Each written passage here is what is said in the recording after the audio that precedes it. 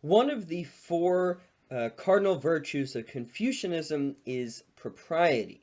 Now, Confucianism puts special emphasis on the proper way to care for the dead and the performance of funerals and mourning rituals.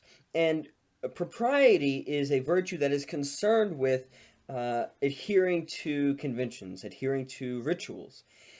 This is not just for any reason, right? It's not the case that um, Confucianism is kind of uh, uh, concerned with ritual in a way that's like fetishistic, right? There's a reason why they put such emphasis on this, because it is the mark of a good person, right, to truly care for those who have died, who are important, who have some a relationship to themselves, like a family member or a child or a friend, right? As Mengzi says, caring for the living is not sufficient to be considered a great task. Only sending off the dead may be considered a great task. Why? I mean, in a way, right, the fact that you mourn demonstrates that you are not just caring for someone because of maybe the usefulness they had, right? The ways in which you benefited from your relationship with them. Um, to truly care for them after they have died, right?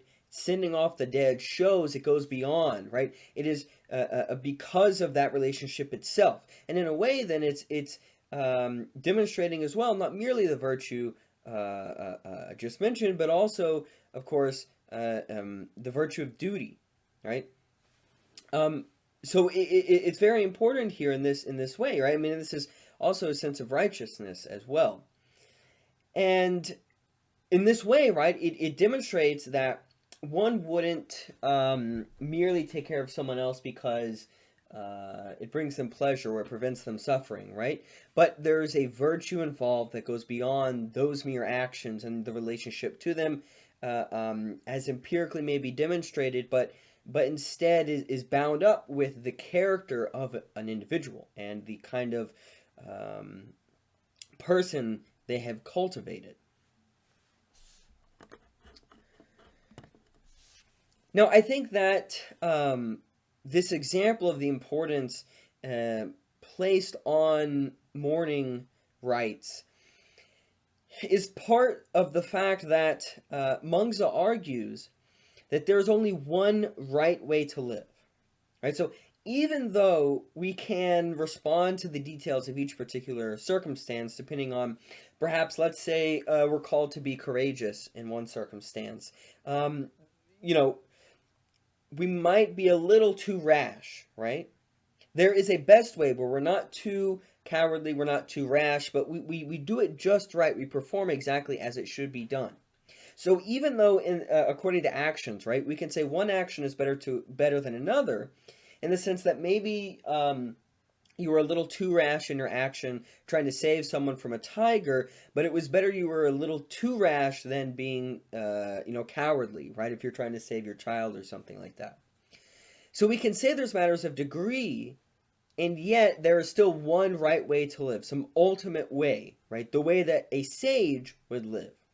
As Mengzi says, the judgments of the former sage and the later sage are one. So it doesn't matter that one sage can be living in one context, one society, one time, in another context, another time.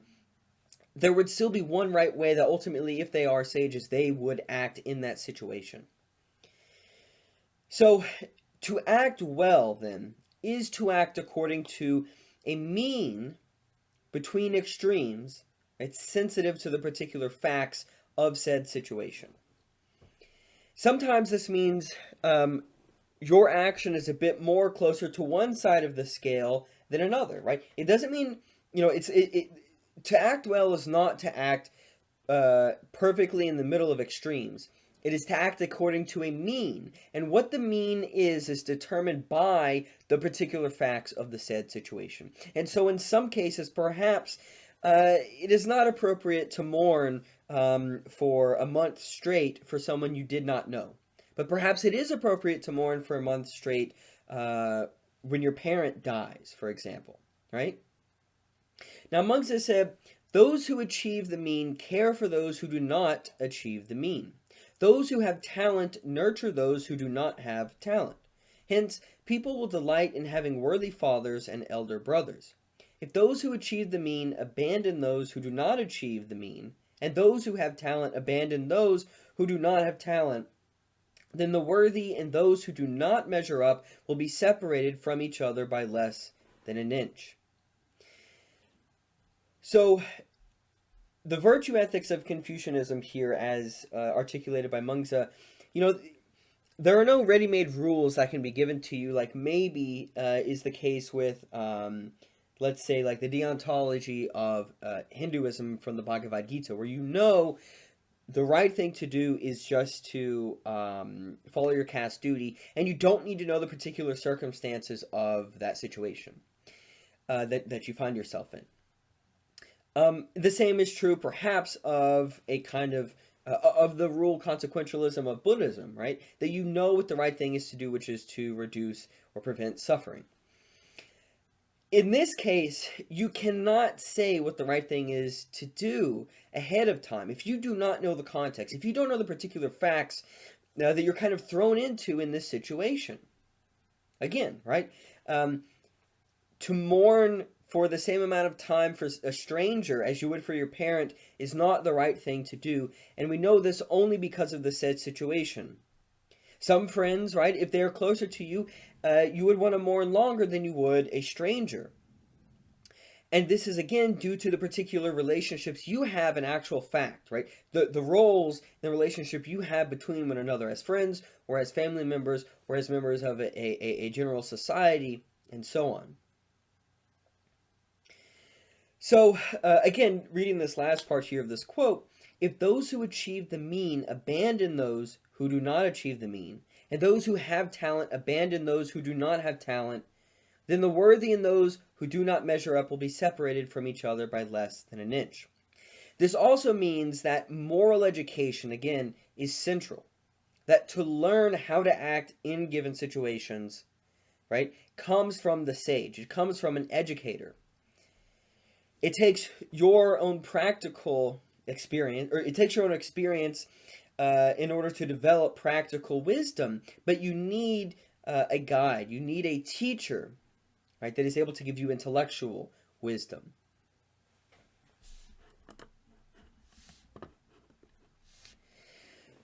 Now, that one is able, with the help of a teacher, to act virtuously is due to the fact that Mengzi thinks human nature is fundamentally morally good. And we see this in this argument between Gaozi and Mengzi. So Gaozi claims that human nature is fundamentally amoral, right? So it's not fundamentally moral, it's not fundamentally immoral, it can be molded in any way, that it lacks benevolence and righteousness, and that human nature can only be improved by educational correction. Now, Mengzi replies to this, saying that if human nature is like this, then people will regard moral education as if it is harming their nature, which means it's going to make them unwilling to engage in it. That the argument is, if human nature is fundamentally amoral, then however, the dispositions that one ends up growing up in, they're going to regard moral education as somehow changing them. And they're going to be more comfortable with whatever the kind of, nature that they've been thrown into. And they're going to, fundamentally be opposed to that moral education that is going to want to attempt to change them. Right? So that's why he's going to argue instead, if human nature is fundamentally good and it has this potential at realizing the good, then moral education is not opposed to the condition one finds themselves in, but helps them realize their true potential. Now, Gaozi attempts to rebut this, saying that moral education, like changing the direction of water, does not cause harm. Specifically, he says, human nature is like swirling water. Make an opening for it on the eastern side, then it flows east. Make an opening for it on the western side, then it flows west. Human nature, not distinguishing between good and not good, is like water, not distinguishing between eastern and western. So that if human nature is amoral, if there is fundamentally no human nature, then you won't actually have this. You won't have this hostility to moral education, because again, there's no fundamental human nature, so it's not going to necessarily push back against moral teachings like Mengzi thought. Now, Mengzi's rebuttal is, again, to say, okay, if you're relying on this analogy of water, I'm going to show you how this analogy is wrong, and why then the way in which you're conceptualizing human nature is wrong, and related to moral education is wrong. So Mengzi's rebuttal is that although water is indifferent to flowing east or west, its natural disposition is downward.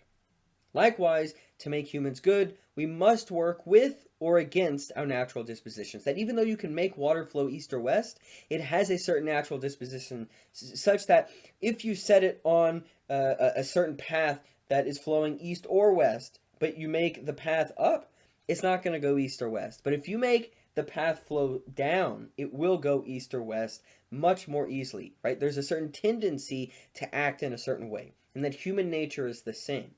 He says, water surely does not distinguish between east and west, but doesn't it distinguish between upward and downward? Human nature being good is like water tending downward. There's no human who does not tend toward goodness. There is no water that does not tend downward. Now, although water does tend downward, right, it can be the case that due to conditions, the water is not going to flow downward, right? So if you have a dam that is blocking it, if you have an aqueduct that is not structured properly, the water is not going to flow in the way that it is predisposed to, right? And this is why it is the case that moral education is so necessary, that it facilitates the realization of our moral potential. So moral development occurs like the flowing of water. Hollow moral actions, so actions that on the face of them might seem good, where it seems like someone is displaying the virtue of benevolence by helping someone cross the street, but really they know other people are watching, and they're just doing it for the fame. These actions they're not gonna take root, so to speak. It's only genuine moral actions that take root in one's character and continue on, as if you had water flowing, right, carving out a path in the rock that truly allows water to flow more easily towards its predisposed way. So Mengzi says, water gushes up from the spring, not letting up day or night, only advancing after filling up the hollows and going on to the four seas. Things that have a root are like this.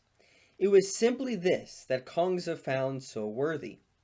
If it merely fails to have a root, the rain collects during the rainy season and the drainage ditches are full. But you can just stand and wait and it will become dry. Hence, gentlemen are ashamed to have their reputation exceed what they are inherently. So, human nature is something primordial. It is something that is in us, that we are meant to be good. We are meant to be virtuous, right? And so the goal, of course, is to fulfill this potential, right? To realize the end of what it means to be a human being, which is to live a virtuous life. Again, this requires an ordering of one's chi, right? The conditions, as well as having moral education, someone that can teach you how to act in given situations. Right, and so both of these things, then, the molding or the constructing of the will, with the help of a moral education, as well as the cultivating of one's chi, are like watering a sprout. Right, so our human nature, although it's primordial, it's like a sprout. It must be watered and nurtured in order to reach its full potential. Right, so it's in human nature to have the potential to become morally good. But to be morally bad is not the fault of human nature, but of conditions.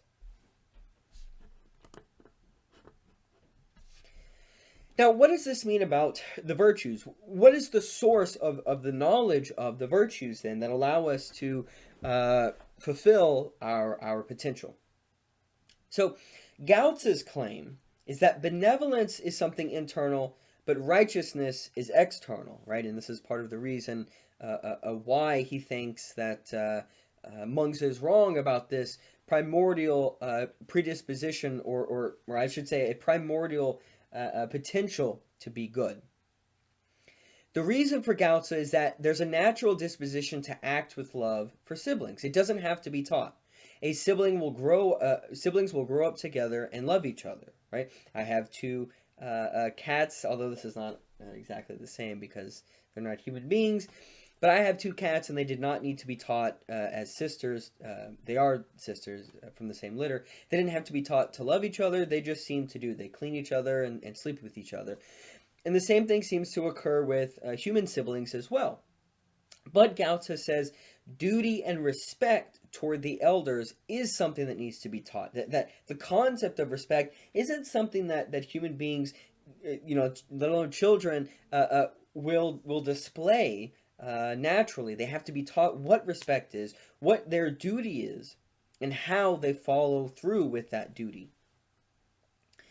For this reason, the virtues like righteousness is external. It has to be learned and is not something contained in human nature. Now, Mengzi's reply to this is that natural feelings serve as innate sprouts for the cultivation of all the virtues, that all the virtues actually can be found internally, or at least the signs for them, and therefore the knowledge, right, for them is internal. He says, humans all have the feeling of compassion. Humans all have the feeling of disdain. Humans all have the feeling of respect.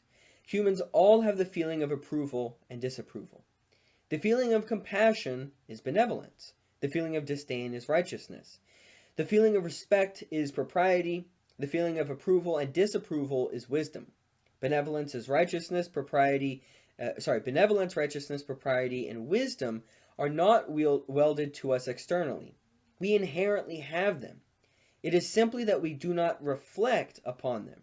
So he's going to argue in the same way with the example of the well, where you see the child, might fall in the well. There's going to be a certain predisposition to feel bad about the child if they fall in the well and will be hurt, even if one doesn't act on it, right? So that everyone has this sense of compassion naturally. That's his example. Now, a feeling of disdain, for example. If someone does not, for example, if someone has a certain action, the way in which maybe someone hurts their parents or something like that, they're going to be bonded to their parents in such a way that they are going to feel like there's some kind of wrong that is done if their parents are hurt, right? If they watch that happen. Again, with the case of, let's say, like approval or disapproval, and the case of the feeling of respect, right? That if one has a toy, right, and that toy is just taken from them as a child, and they're going to feel disrespected, that they weren't, treated rightly for the fact that they had this toy, it was in their possession, perhaps it is their toy, right? All these different cases here are examples that Mengzi thinks where these feelings are in us naturally, and in a way, when we reflect on those feelings, we can see then that they are the seeds of the different virtues, and we can learn then what those virtues are, and then we can try and facilitate their growth. So even though we can rely on our feelings, internal feelings, for the kind of signs of the virtues, we shouldn't rely too heavily on them. Mengzi says, it is not the function of the ears and eyes to reflect, and they are misled by things. Things interact with other things and simply lead them along. But the function of the heart is to reflect. If it reflects, then it will get it. If it does not reflect, then it will not get it. So although we can look to our feelings as a kind of sign for the kinds of virtues we should cultivate, we don't want to rely too much on them. We want to use the mind. We want to use reason to not be carried away, but to, from a distance, right, observe those feelings and how they interact. We don't want to rely then on those feelings, because there are sometimes we might things to be pleasurable, and so we might approve of them, for example, and we might think, therefore, we are cultivating the virtue of wisdom by continually engaging in things that we, because of our feelings, approved of. But this might, for example, be alcohol, and then we turn into alcoholics, and that would not be a case of cultivating the virtues. So to some extent, right, one should not rely too heavily on our feelings or sensual perceptions. We have to rely on our will. And in this case, one then should, because we have to rely on our will, we should reflect internally, right? We should engage in moral introspection to see, in using reason, in stepping back from certain actions we perform and certain feelings that we experience, as well as seeing the experiences of others, right? We reflect on them, but there are limitations to how far this should go. Mengzi says, what distinguishes gentlemen, or right, the sage, from others is that they preserve their hearts, or their minds. Gentlemen preserve their hearts with benevolence, and preserve their hearts with propriety. The benevolent love others, and those who have propriety revere others. Those who love others are generally loved by others. Consider this situation. Here is a person who is harsh to me. A gentleman in this situation will invariably examine himself, saying, I must not be benevolent. I must be lacking in propriety. How else could this situation have come upon me? Right? So perhaps you're having an encounter with another individual, and the other individual is rude to you. Right? And so you might think, what happened? Did I do something to cause, did I disrespect this other person, and that's why they're being rude to me? Right? So one might then reflect, right? Perform an example of moral introspection, right? Perhaps saying, I must not be benevolent. I must be lacking in propriety. If, Mengzi says, this person examines themselves and they find that they are benevolent, they did act benevolently, and if they examine themselves and have propriety, and yet the other person is still harsh, a gentleman will invariably examine themselves, saying, I must not be devoted. But if they examine themselves, right, so they might not be devoted in following the correct practices, or adhering to certain norms, right? But if then the gentleman examines himself and finds that they are devoted, yet the other person is still harsh, right? That this person is devoted to being virtuous for the sake of the virtues alone, then, Mengzi says, this person is simply lost. What difference is there between a person like this and an animal? What point is there in rebuking an animal? So what Mengzi means is that, if we do wrong to someone else, or we think we did wrong because of this other person says maybe I harmed them, I need to perform moral introspection. I need to see, did I do something wrong? Am I not trying to act virtuously? Am I not following the virtues? Have I not cultivated the virtues correctly? But if I have, then I should not see it as the fault of myself. I should see it as the fault of this other person. And if it is the fault of the other person, then I should change how I take how I take the comments from this other person, in them saying that they feel wronged by me. Right? I should know that there was nothing I could do. It's kind of like the same way where, let's say I need to go, I need to be at work at like 4 p.m. I leave late, and so I arrive to work late, okay? And I perform a kind of moral introspection in the fact that I am not diligent, I'm not on time, maybe I'm perhaps a bit lazy, right? And I know that I can change that because I left late for work. But let's say I leave early for work, and yet I run into traffic and I get there late. I shouldn't be so worried about myself and who I am as a person because it was out of my control. There was simply nothing I could have done to avert this situation. So again, right, moral introspection is necessary for moral cultivation, but it has its limits. Now finally, why is it that some people seem to lack the virtuous inclinations that Mengzi claims are part of human nature, right? We can look around and we can see people in our society that are not good people. And so we might want to cast doubt on Mengzi's claim that human nature is good. Mengzi's response to this is by telling the story of Ox Mountain, that although everyone is born with good nature, some have theirs stunted by some combination of a bad environment and their own repeated actions. So let me read from the story of Ox Mountain. Mengzi said, "The trees of Ox Mountain were once beautiful, but because it bordered on a large state, hatchets and axes besieged it. Could it remain verdant? Due to the respite it got during the day or night, and the moisture of rain and dew, there were sprouts and shoots growing there, but oxen and sheep came and grazed on them. Hence, it was as if it were barren. Seeing it barren, people believed there had never been any timber there. But could this be the nature of the mountain? When we consider what is present in people, could they truly lack the hearts of benevolence and righteousness? The way that they discard their genuine hearts is like the hatchets and axes in relation to the trees. With them besieging it day by day, can it remain beautiful? With the respite it gets during the day or night, and the restorative effects of the morning chi, their likes and dislikes are sometimes close to those of others.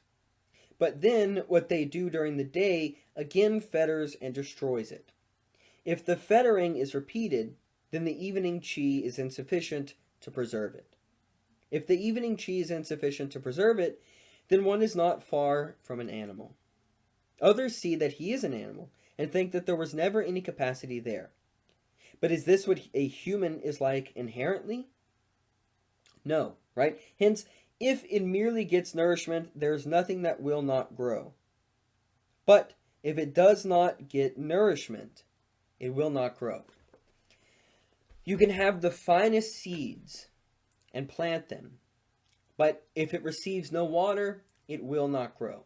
Likewise with human beings. If they don't have the right care, if they don't have the right conditions to facilitate the cultivation of virtue for themselves, they will not turn into good people.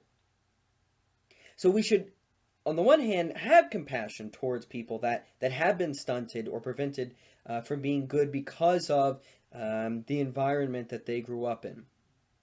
On the other hand, though, we have to acknowledge the fact that they still engage in immoral actions, right? And that does not mean then that there's no justice that can be done, right? So perhaps because people perform bad actions, they should still be punished, but we can have compassion for them, and we can perhaps try through a kind of restorative justice to cultivate the good nature that is in them, right? Because everyone is born with the potential to be good.